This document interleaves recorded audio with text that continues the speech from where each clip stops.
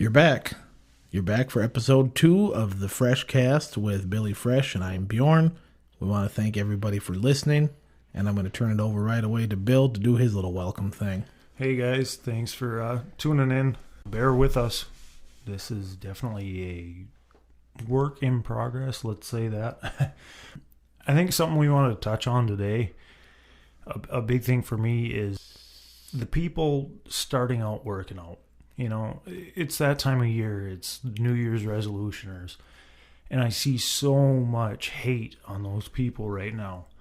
And it kills me to know that people sitting there going, oh, God, they're here. Oh, they're clogging up the gym. Oh, I can't use that. That's taken up. Oh, look at that idiot over there. Oh, he's curling in the squat rack. Come on, people. Really? Just, everybody was new at some point. We all started out at ground zero. Mm-hmm. Very few people were lucky to have somebody to essentially hold their hand and walk them through it.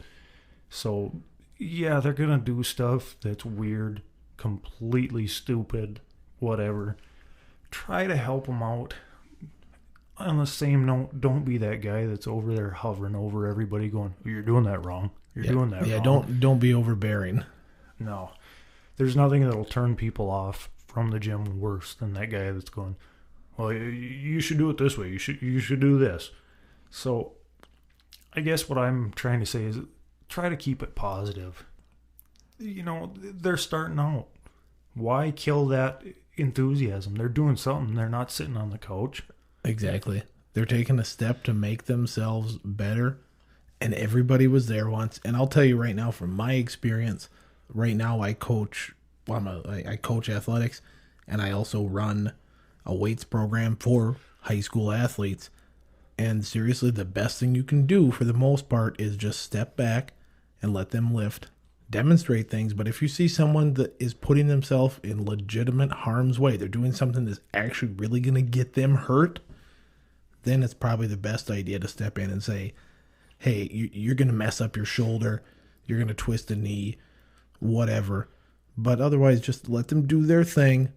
And if someone asks you for help or advice, if you're the big in-shape guy, if they ask you for advice, take that as a compliment and do what you can to help them.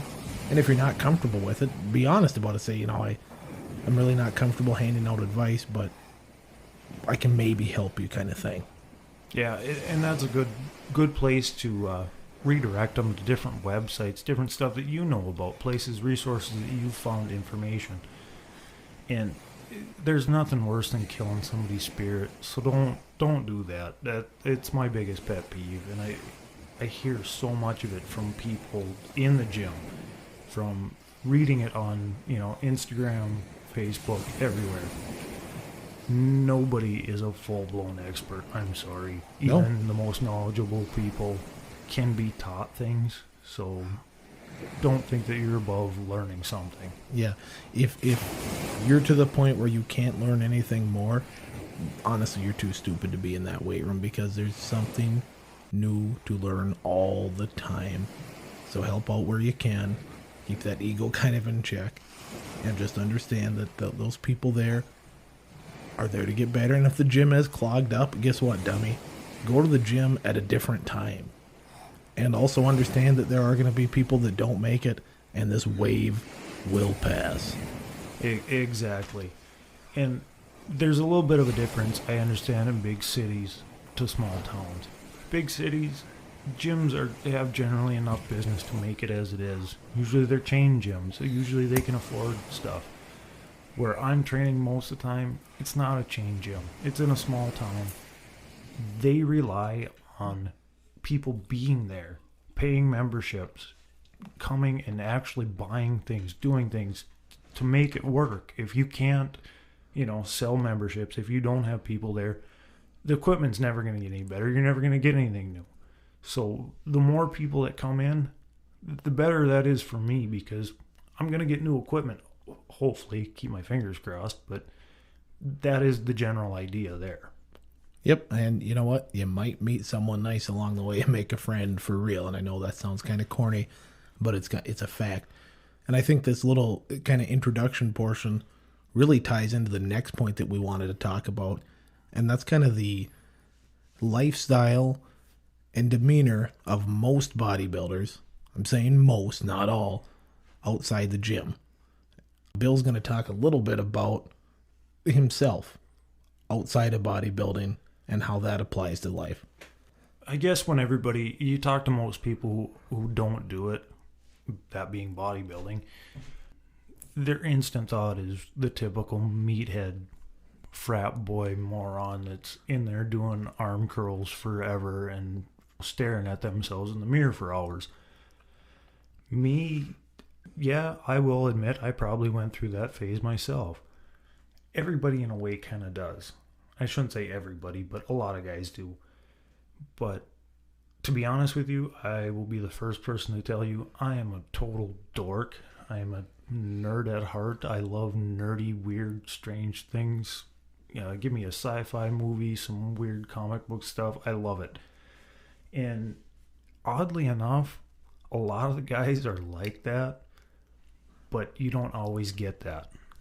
No, and I would agree with that 100%. Bill is a nerd. He can vouch for me. We've lived together on a handful of occasions. So, kind of going back to that meathead stereotype, there are those guys, most certainly. But for the most part, bodybuilders are some of the most humble people you'll ever meet. And I mean that honestly, even though I haven't met some of the people I'm going to talk about. If you listen to interviews with them, you get that idea. If you listen to people talk about them, you get that idea. I got to go back to someone that I mentioned in the last episode, Dorian Yates, 5-time Mr. Olympia, essentially one of the best of all times. He is so laid back, so humble, even though he's one of the best of all times.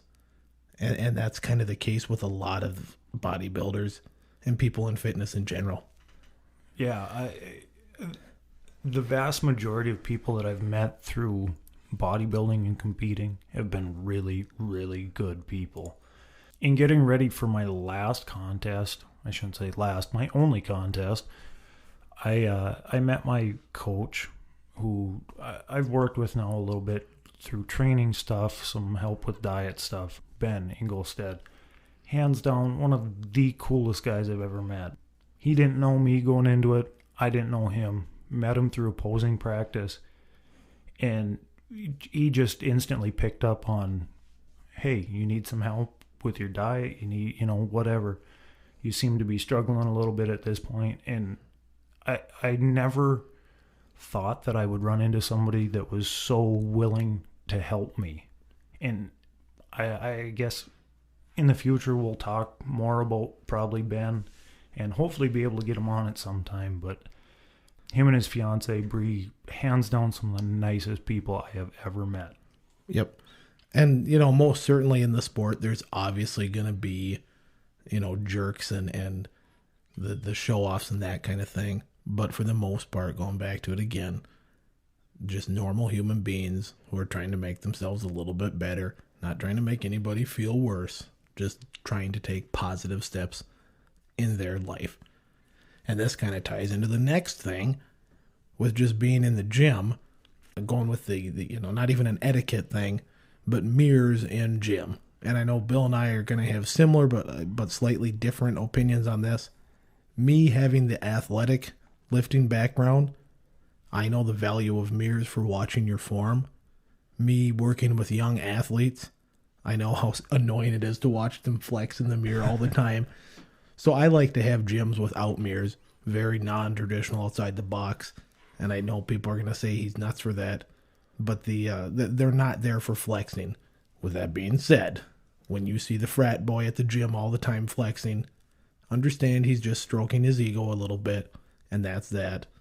And hopefully it helps him get to wherever he needs to be, and just ignore it. There's no point in pointing that out to people or thinking that guy's a jerk or a moron or whatever. Just let it slide. There's a lot of different uses for him, and like Bjorn touched on, form is a big one. I find myself, I'm lifting, I'm actually watching the way my muscles are moving, making sure my body position is correct. everything.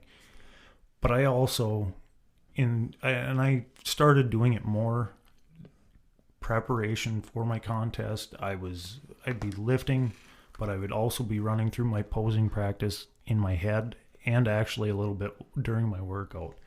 Say it was a chest workout. In between sets, I would be practicing my side chest poses.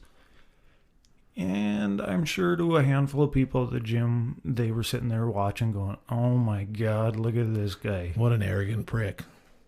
And to be honest with you, I'll be the first person to say it. If you don't know me and you just walked into the gym and seen me working out, if I'm not working out with somebody, I come off and look like the biggest jerk in the entire place because I look angry. I'm probably a little bit loud. And I don't look very approachable. And it's not by design. It's just kind of when I get in that mindset, that's how I am. Not meaning that I wouldn't take time if somebody needed help. I don't know. That's the way I look. Some people look completely approachable all the time. It's a mindset, and it's part of the business. You got to get a little aggressive. You got to get pumped up. I'm the same way in the gym. Maybe even more extreme than Bill, truthfully, in terms of I'm probably not going to talk to you. I'm there to do my job and get in and get out. I'm not there to socialize because I don't want to. If you need help, I'll be there. Yeah, and that's the biggest thing is you're there for a reason. Some people, their reason is to socialize, and I get that because where I'm working out, being a small town, we have a lot of older people. Yeah. And their workouts obviously aren't very much, but for them, that's what they need. They need to get in there and just move, do stuff. But most of those older people, they come there because they like to socialize. Mm-hmm. Well, and you know, even if you are someone like me who, like I said, kind of just buckles down, gets in and out, you still kind of become part of a community. You get to know some people. You might run into them somewhere in town outside of the gym, and they're going to know you. You'll strike up a conversation there, and you might talk to them at the gym, but just understand some people's mindset are like mine. We're there to do the job.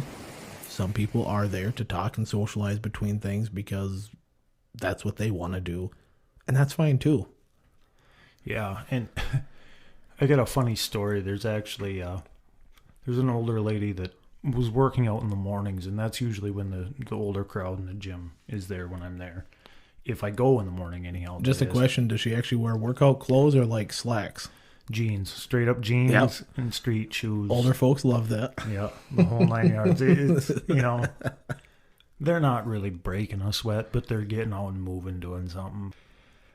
So I was working out fairly early for a while because I was working 12-hour shifts, and a lot of them were night shifts. And I found for me, I was getting better workouts working out directly after a night shift in the morning. There was actually a complaint because I was too loud lifting that she couldn't hear the Weather Channel. And it killed me. It was one of those, at first I was a little angry, but then the more I thought about it, it was quite hilarious, really, because she was there to socialize with her friends and watch the Weather Channel in the morning. So the point of advice there is, folks, if the Weather Channel is on, be quiet. Yeah. We're going to kind of slowly wrap this up here. I want you all to keep in mind as you're listening to this that there is no set formula to this thing. There's no script. We sit down a little bit beforehand and say, maybe we should talk about this or that. And honestly, I can't even remember what we talked about 20 minutes ago that we wanted to mention. I can barely remember what we talked about at the start of this podcast. Yeah. But I know what we did touch on was right off the bat, the New Year's resolution, getting out there and getting into the gym. The first thing I want to say is if you're one of those people, please stick with it. And if you don't know what to do, ask. And understand that you don't need to know 200 lifts to be good at this. You need to know a few. If you're getting into this game, bodybuilding or just fitness in general, I would say do squats, maybe like get a bench down, some pull-ups, just simple stuff. You only need to know a few lifts, really. Yeah, and to go back to the New Year's resolutioner type people, it's everybody in general. Let's try to keep it positive. That's my big thing, and the message I kind of wanted to get across on this. Be positive. Let's fuel that positive feeling because it's so contagious. If you're hating on somebody because they're new and in your way, that doesn't just make them feel out of place. That ruins your day. That ruins the person you're complaining to. It drags you down. It drags everybody down. So let's just help them. Help everybody out. Help each other out. Let's make everybody better. Mm-hmm. That's really what we're all there for, is to better ourselves. So we're going to kind of wrap this up here. Bill, give them your Facebook, Instagram, all that stuff again. Bill Schrader on Facebook. That's SCHRADER. And Billy Fresh 15 on Instagram. And hopefully here soon we will actually, Twitter is also the same, Billy Fresh 15. Hopefully soon I will actually be able to set up Instagram and a Twitter for the podcast. So that's in the works, but stay tuned for that. And I recommend that everybody follow him, check it out, look at the pictures, see what you can do, what you can become, and understand that if you're lifting today and it's your first time out, 8 months from now, if you stick with it, 8 months from now, hell, 6 weeks from now, you're going to see big changes. But do it for 3/4 of a year. Stick with it. You're going to see some positive changes. Follow me at the North Star. That's THENORSE Star on Twitter. Thank you for listening. And until next time, get out there and make yourself a little bit better, folks.